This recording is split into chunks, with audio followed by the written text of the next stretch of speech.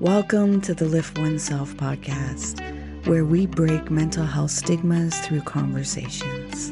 I'm your host, Nat, and we dive into topics about trauma and how it impacts the nervous system. Yet we don't just leave you there. We share insights and tools of self-care, meditation, and growth that help you be curious about your own biology. Your presence matters. Please like and subscribe to our podcast. Help our community grow. Let's get into this. Oh, and please remember to be kind to yourself. Welcome to the Lift Oneself podcast. I'm your host, Nat, and today I have a special guest for the women listeners, but you men can listen also to find some insight of how you can support women. I want to welcome Dr. Wendy O'Connor. Wendy, if you can introduce yourself to the listeners and let them know a little bit about who you are and what you want to bring forth in the world. Sure. Thank you so much for having me. First of all, I'm very excited to be here. I'm Dr. Wendy. I'm a positive psychologist and success strategist for female entrepreneurs. So I started my career as a clinical psychologist, really helping people through anxiety, through depression, through self-esteem, confidence building, and transitioned into the coaching world and now serve women all over the world, empowering them to live their best lives by design and to get out of this mindset that more is always better or the way to success is through hustle, and how to really embrace alignment as we build success and truly helping women create a sense of real balance and fulfillment along the way. Great.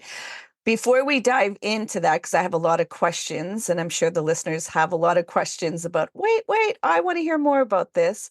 Would you join me in a mindful moment so that we can ground ourselves in our breath and open our hearts to the conversation? Absolutely.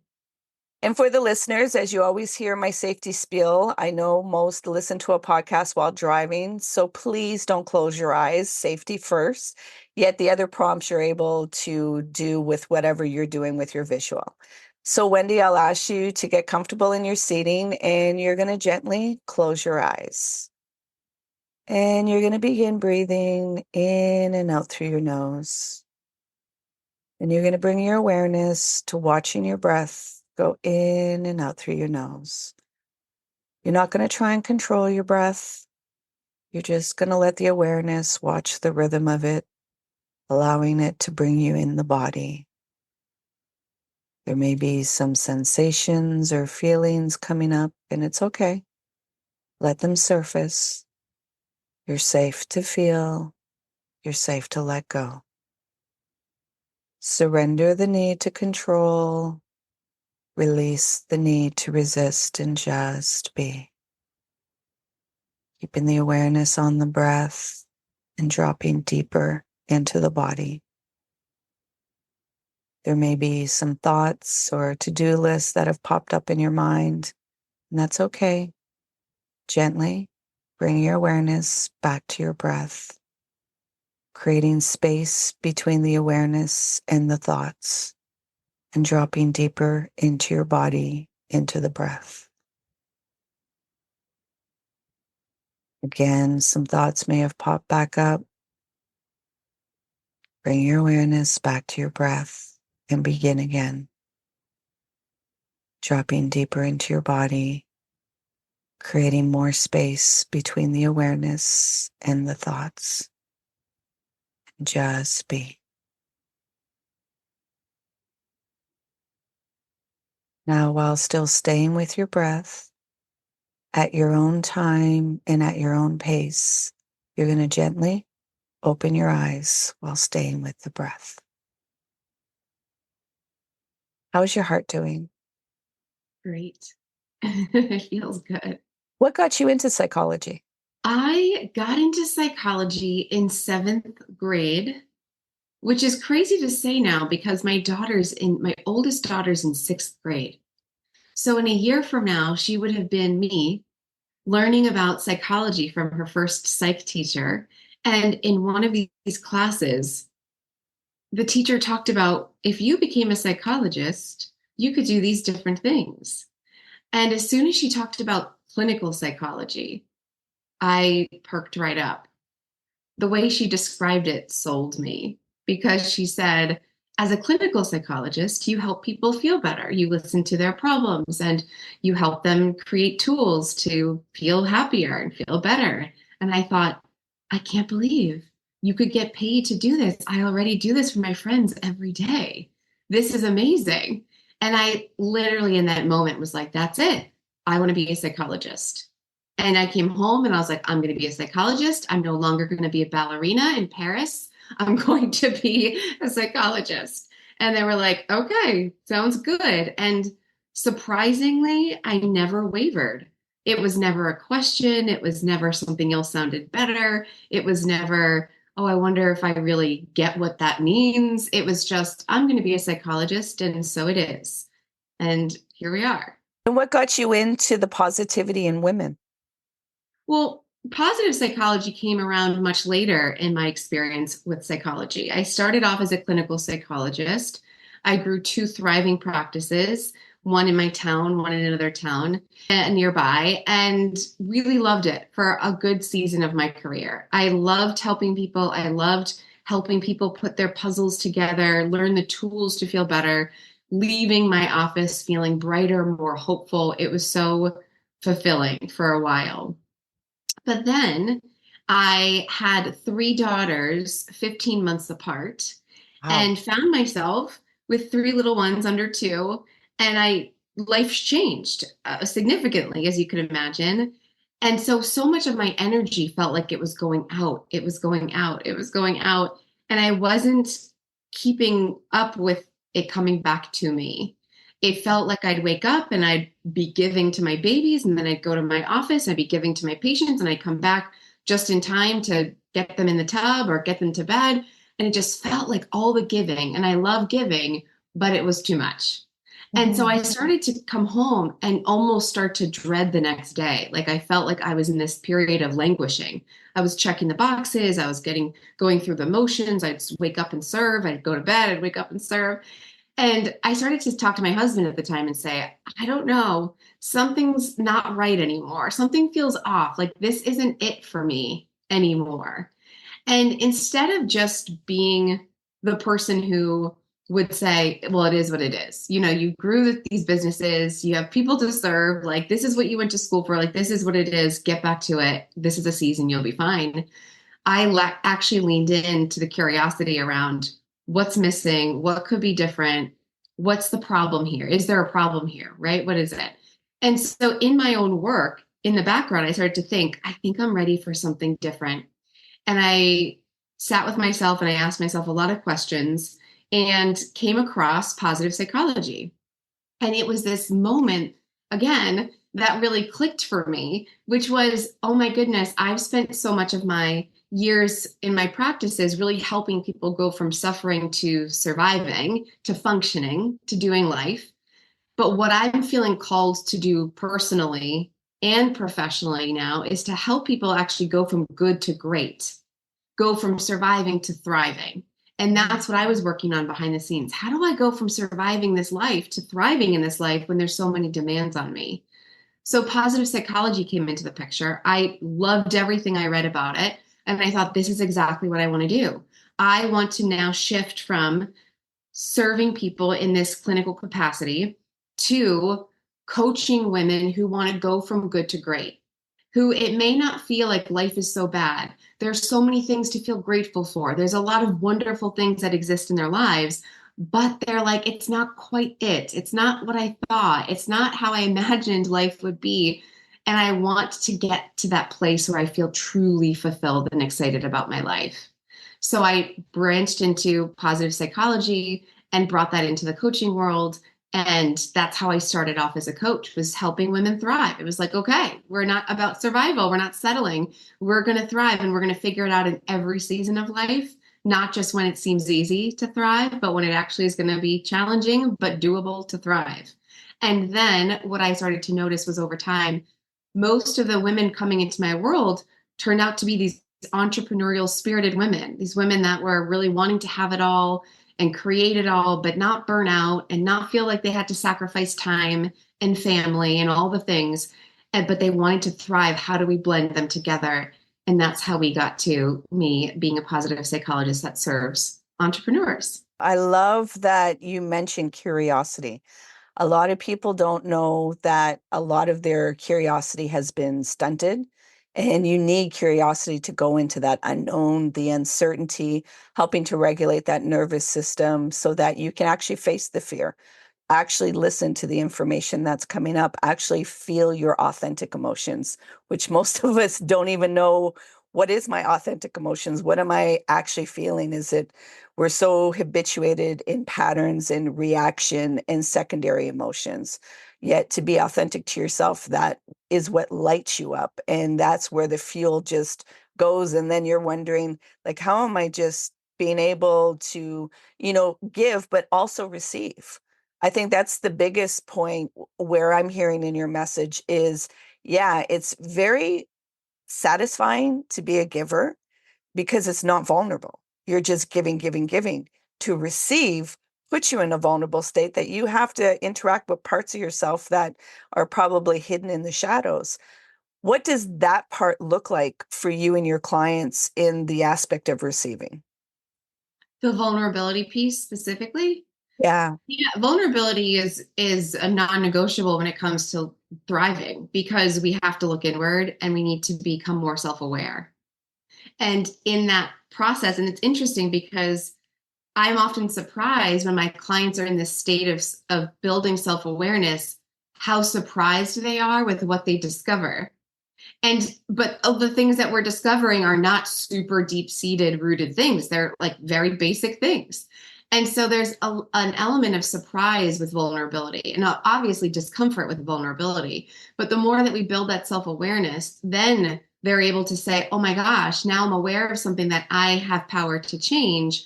What would that look like to do in a very aligned way for me? So vulnerability is, to the way I see it, of course, and being in this world for so long, it's like, oh, that's just part of the deal. Like you're going to get uncomfortable, but everything that we do to be better versions of us or to have better versions of our lives incorporates discomfort.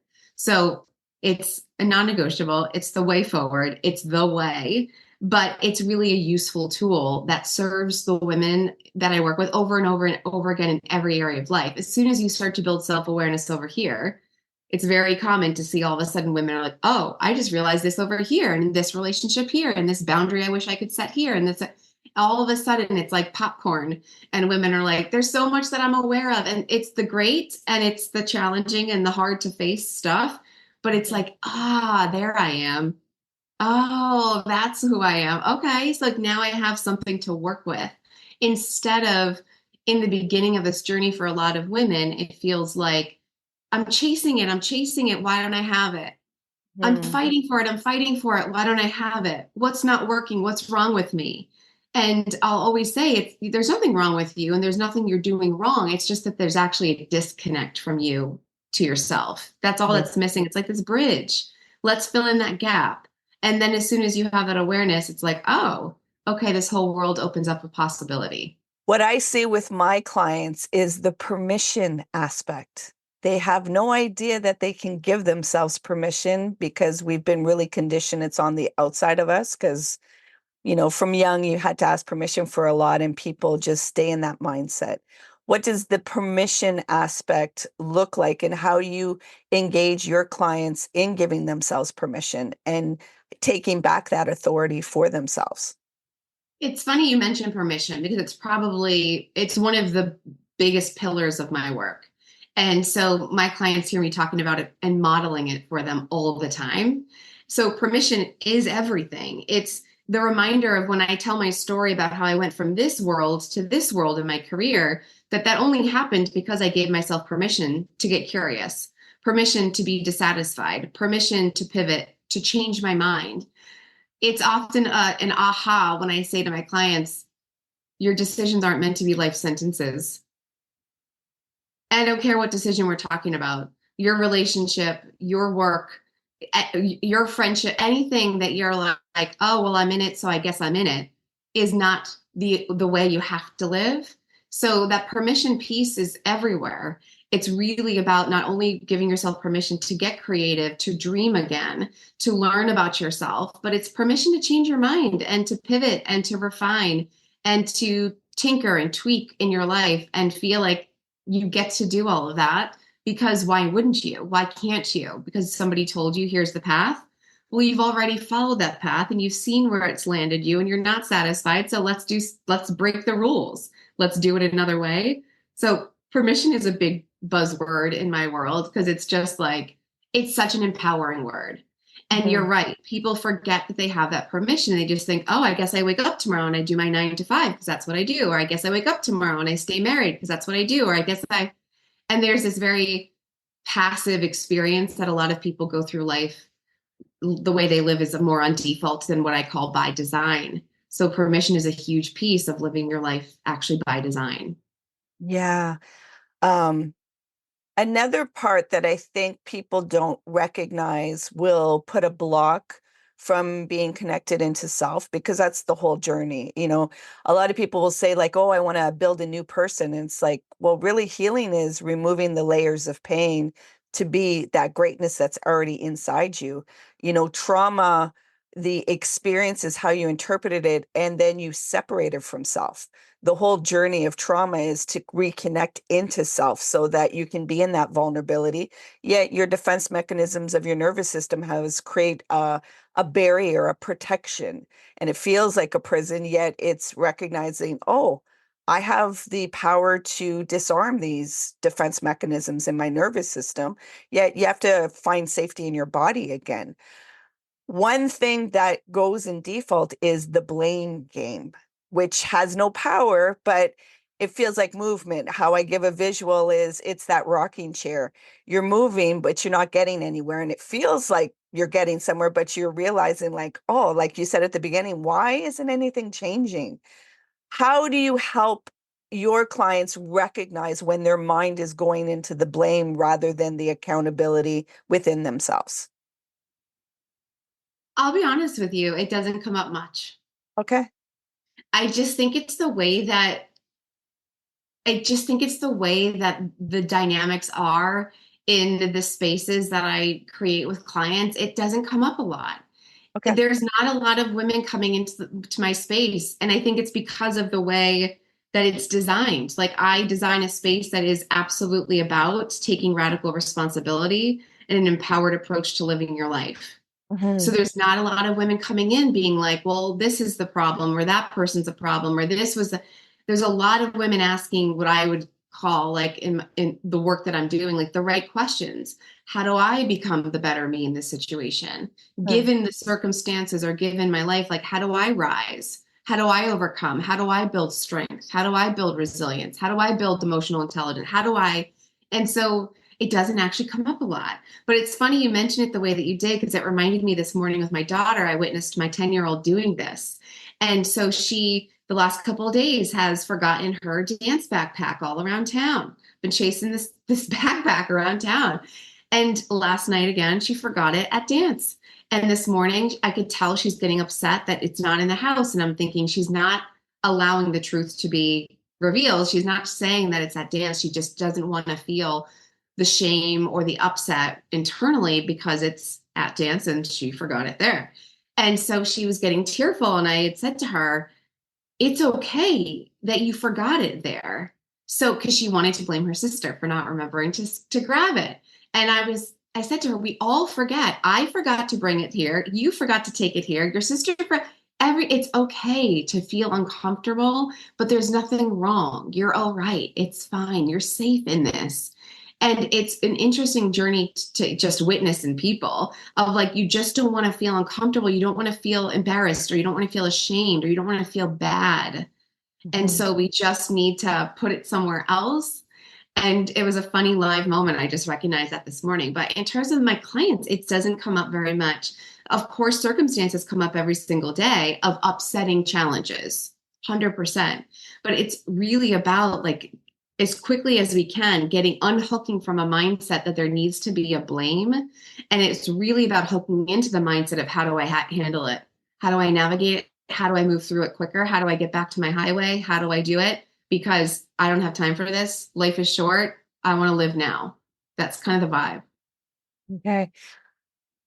What does your self-care look like? Because you said, when we're just ourselves and we're not in that role of parenting, we have all kinds of freedom and there's not things that are affecting your schedule, your energy demands and everything else. So then when you go into parenting, how I see parenting is the highest spiritual practice you can learn about yourself, because your children reflect so much to you that you may have not wanted to see, and then or you're like recognize, oh, this is what I was going through when I was a child and nobody knew how to hold the space, and now I can even go deeper within myself to release it and hold that space, or challenge and fight your way through whatever we do. Now recognizing being in this parenting, and rather than you just going with the default, you stopped, you said, and you went into curiosity, which then recognized I have my own needs. Like, I am so giving, yet I have my own needs and I really have to practice what I'm offering to other people. So what does that self-care look for you to make sure that you hold a space of energy that you can serve all the roles that you're in right now, and not picking, is it career or family life, that you can have Never. the both? Yeah, that's a thing for me. I get really like charged up by it because it will never be one or the other. I designed my business to support the lifestyle that I wanted to live. That's how I thought about it. I reverse engineered, if I want to live this way, meaning abundance of time, right? Meaning just freedom of thought, creative space, just like meandering thoughts. If I wanted to feel flowy in my day, I was going to have to design that in my business. I couldn't expect that I was going to like see clients all day long and then take a 5-minute breath before I take the kids all around the world for activities all afternoon. And so for me, it was just like from the start of the shift, I knew what I wanted different. So in clinical space, it was like, okay, I would see patients back to back to back to back all day long. Time is money. Can't take time for sickness. Can't take time for vacation because you pay for it twice. In my head, I was always like, I'm going to lose all that money for a day. And then I'm also going to pay all that money for vacation. I'm not taking it. And it just felt like this trap I was stuck in. So as soon as I shifted to coaching, I knew everything was going to change. I was going to take calls only on the days that I wanted to, which for me is midweek. I was going to leave call free days on Mondays and Fridays. I was going to not have any calls the last week of every month. I was like, I'm just going to dream up this whole dream business and then create it and see what happens. And so that's where so much of my self-care gets built into the day, is because there's abundance of time. I take walks every day and look at nature and contemplate fall coming and trees changing leaves. And I think about fun ideas of what I want to put out into the world next. I have a mamapreneur, a little mini mind coming up that was just this fun idea of like, oh, wouldn't it be so great just to serve the mamas in this one little space that we could have a sacred space together. And so creative thought and imagination and fantasy. And then there's lots of times for seeing girlfriends and going out for little dates and seeing my husband. So self-care for me is actually protecting time. It's really about waking up every day and really wanting two things to happen. One, I love to serve and to crush it. I love to end a day being like, that was a masterpiece of a day. I'm so proud and I'm so excited for the ripple effect of whatever we just created together. And then the other piece of it is happiness. It's curating happiness every single day. So self-care for me is not going on like some big excursions. It's often like a bubble bath in the middle of the day, a workout whenever I want to, walking outside to get some fresh air and to recalibrate. It's reality TV at 2 o'clock on a Tuesday because I can. And it's about letting that time feel very intentional. That's what it is for me. So it's not the self-care is the meditations or the breath work, although some days it is. It's really about living the lifestyle that feels flowy and fulfilling every single day. My oxygen mask feels like it's always on, at Yeah. least until 3 o'clock when I have to pick up 700 children and drive them around the world. But like it feels like it's just built in. It's not a thing. I'm like, what's my self-care today? It's just how do I live my life? Yeah, to support that energy level. The term that I always use with everybody is time is a tool, not a toy.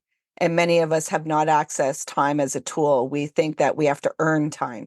And it's like, no, no, no, no, this is your life and you don't know when it's going to end. You try to support your body, your health in the best way so that you can be in time and really be aware of it and be present with it, not in the past and future of trying to, kind of a disassociation of what's right here and what you can take action with, yet really using that time as a tool. And I love the way that you have embodied that, like in the way Mm, of speaking it, you're like, I embody it and I understand the energy that comes back, the loop and the feedback loop that comes in that of the giving and the receiving so that yes. I can be there for Yeah. me.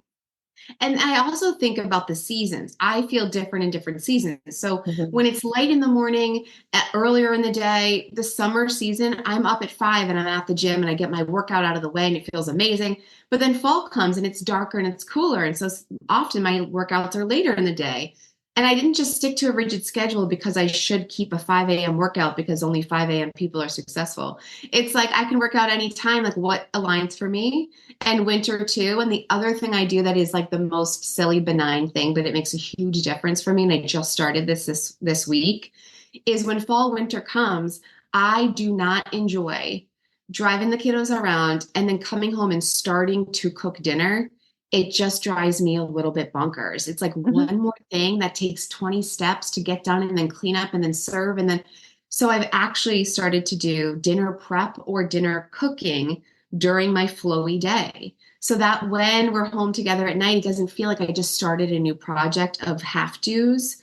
It's done and we reheat it or we pot it or whatever. And it's like these little things. This is the thing. I think a lot of people have this misconception that to live a thriving life means that they own a house in Bali and they're there 6 months of the year and they work 1 hour a month and that's not it. It's the little tiny mini joys. It's the micro moments and it's the accommodations to honor ourselves that really make us truly fulfilled. And so there are people out there that never would think, oh my gosh, I never thought about prepping my dinner in the daytime when it's light out and it's not dark and depressing, or in the morning when I first get. And those tiny shifts can go such a long way in protecting your energy. But I also talk a lot about the energy generators in your day. So it's like making sure there's time for the things that generate the good vibes that you want to be feeling. And there's days you're going to organically feel full of those. And there's days you're going to need to intentionally infuse your days with those. And that's okay too. So a lot of times I think people will think, oh, I don't know, I didn't sleep well today, might not be a good day. I guess what just is what it is. Instead of thinking like, okay, tonight I'm gonna work on sleeping better, but how do I want today to feel? Do I want today to feel icky or tired or exhausted? Or do I actually want to generate some energy and feel different today? Like I have that power and I have that choice, and that's really cool. Yeah. I just put a little short clip this morning on social media because what activates me are sunsets and sunrises. So when I'm feeling overwhelmed at the end of the day, it's like go and I go by the water and watch the sunset so I can just let everything melt away and cultivate that inner peace because it's not the setting, like you said, living in Bali. Yeah, those are great things that activate and they feel good, yet really the activation of inner peace is within yourself and regulating that nervous system and being honest with yourself. Feel your feelings. Like to go through it, you have to feel. You want to do healing, you're going to have to feel to let these charges out of your body. Does it suck? Yeah, sometimes it sucks. Yet cultivate that inner peace for you. Find those spaces and places that will help you to cultivate that inner peace and activate that choice. Like you have a choice of how you're going to perceive and interact. Like I almost died 10 years ago with lesions in my brain and my cerebellum. So I had to learn too. Like I was told I wasn't going to walk and all this. And I had twin boys that were 4 years old and I was a solo parent. So it's like, okay, we're doing paper plates. Like I don't have the capacity for washing dishes and doing all this.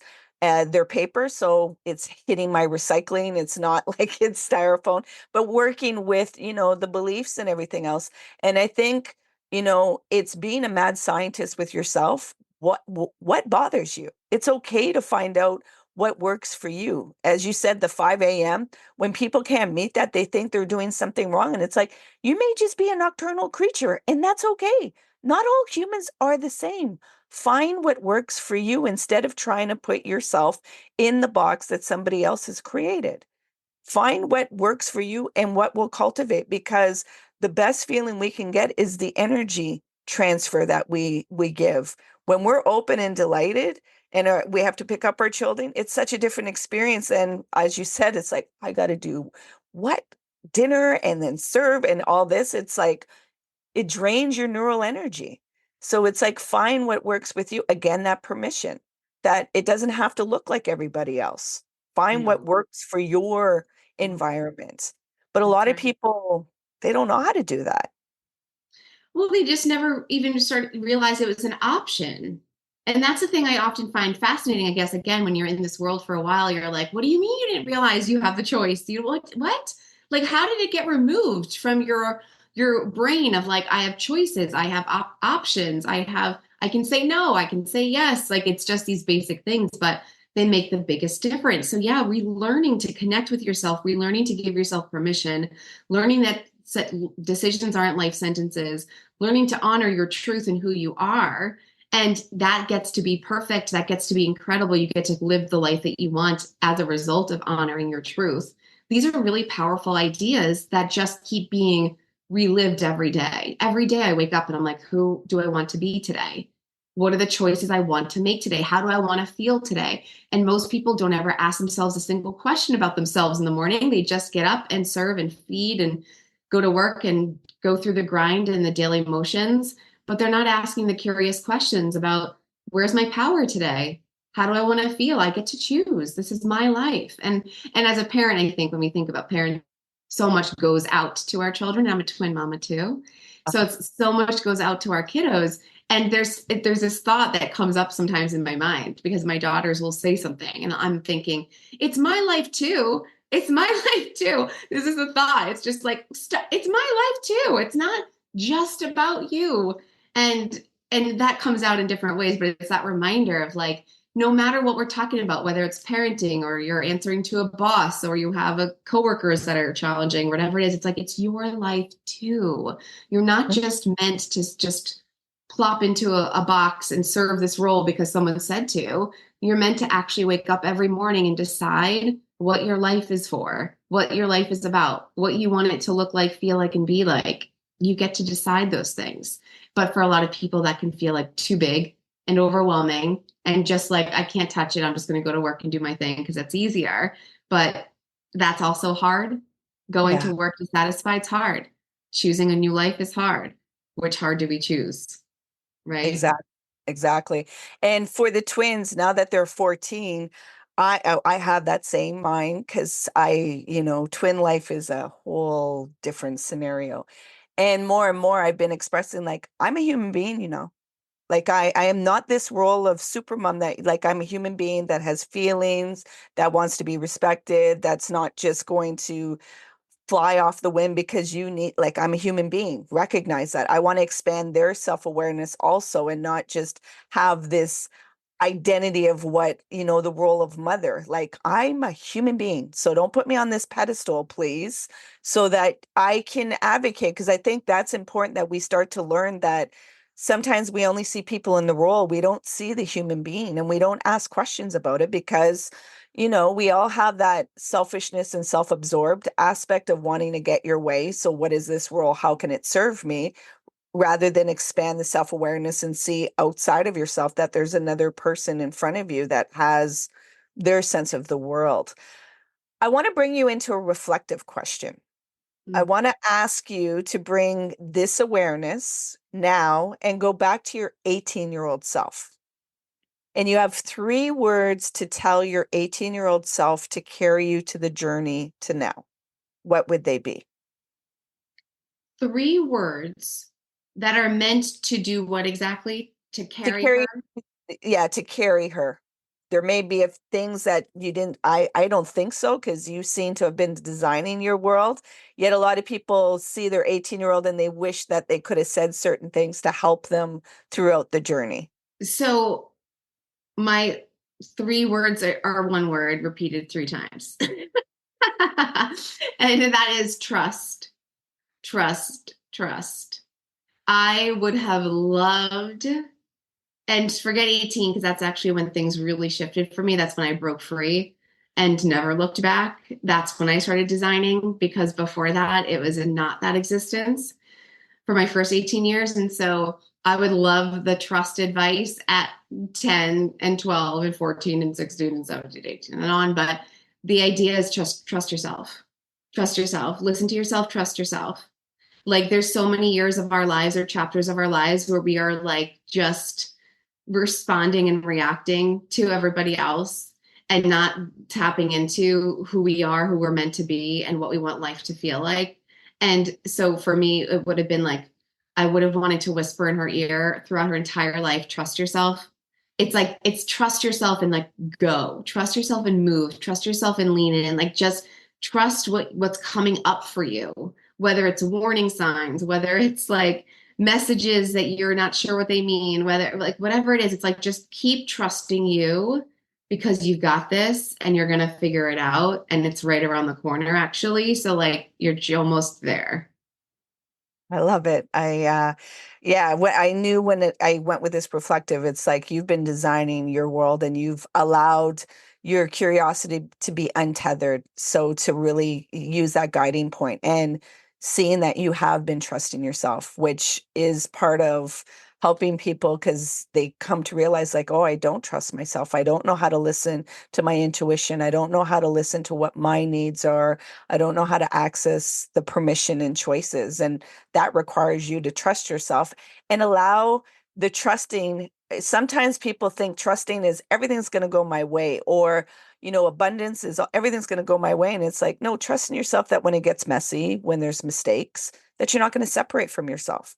And you're going to build the resilience of finding new ways and pivot and, find the answers and feel your emotions, not shut them down. Like embarrassment. I have one of my, it's like we have the same language. I have one of my twins that embarrassment, he does everything in his power not to feel it. And I'm like, you're creating more chaos for yourself than allowing that just to come through you. And, you're impacting your mental state because of this feeling. Yet for him, it just feels so debilitating. And I keep showing him my errors and my mistakes and how I, process the big emotions, because modeling is the biggest thing that helps with this journey. Yet it's our emotions that once we can really feel those big emotions, oh, there's such an opening I found in my own life. Such an opening to really, walk in this world that you're not so concerned about what others are doing or thinking. It's like, it's about how I'm feeling and what I want to create and how I'm using this time as a tool and maximizing it to the best of my ability. I know the listeners are like, okay, enough, Nat. Where can I find Dr. Wendy O'Connor and what does she have to offer right now? Because some may be like, Mama, entrepreneurs, like, what is that? Like, I want Yeah, to find out more. Can you let the listeners know where they can connect with you? of course. I mostly hang out on Instagram at Dr. Wendy O'Connor. Come say hi. I love meeting everybody. And I hang out a little bit everywhere, but that's my main place. So come on over and introduce yourself there. And yes, I serve female entrepreneurs in several different ways. So it's really about where you're at right now. There's this Mama Mini Mind I'm doing that's going to be amazing. And I have a membership so you can come in and binge all the programs that I've created over the last several years and come in and get mentorship and coaching on creating success through alignment.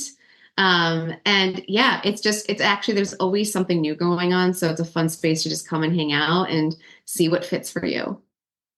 Thank you.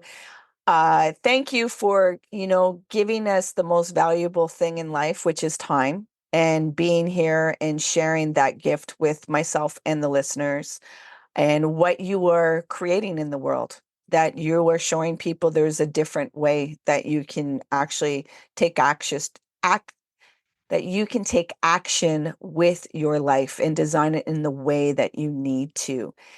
Is there something that you would want to leave the listeners that would activate something for them?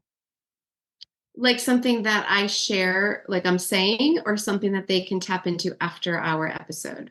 Whatever you feel called to. Oh, that's a great question. I feel every day this call, so I will share it here, which is whatever it is that you take with you from this episode, remember your life gets to be by design. It doesn't matter what season of life you're in, there is always something that we have power over, control over, and influence on that can make life feel better and make ourselves feel more powerful and stronger. And as a leader of our lives, not a follower. And so, whatever it was today that landed for you, take it and run with it. Don't let it be the thing that sounded like a cool idea and then it just disappears into the thin air. Let it be the thing you actually take action on and start to create reality around in your life today. Yeah. At any time in this conversation, if there was any inclination, any tug, any curiosity, as Wendy just said, connect with her. There's a reason why your limbic system was trying to signal to you that there was something there that just activated you. So listen to your body, listen to that limbic system that's showing you there's a different way. And she has some verbiage to give you and the tools to give you to design this life that you know there's more than what you are actually living in right now. So again, thank you for your time. Thank you for your gifts. Thank you for what you're creating in the world. I greatly appreciate you and you know, the playfulness that you've instilled, once we can walk the talk that we're, displaying, because it's really great to have theories and we all understand the academic of all theories and philosophy. Yet when you have lived experience, it's so much relatable that the people are like, oh, this is possible because somebody is actually creating this and going through the fears and all these kind of different things. But you've shown a different blueprint that people can create their own blueprint. So thank you so much, Wendy. Thank you for having me. It's been great. Please remember to be kind to yourself. Hey, you made it all the way here. I appreciate you and your time. If you found value in this conversation, please share it out. If there was somebody that popped into your mind, take action and share it out with them. It possibly may not be them that will benefit. It's that they know somebody that will benefit from listening to this conversation. So please take action and share out the podcast. You can find us on social media on Facebook, Instagram, and TikTok under Lift Oneself. And if you want to inquire about the work that I do and the services that I provide to people, come over on my website, come into a discovery call, liftoneself.com. Until next time, please remember to be kind and gentle with yourself. You matter.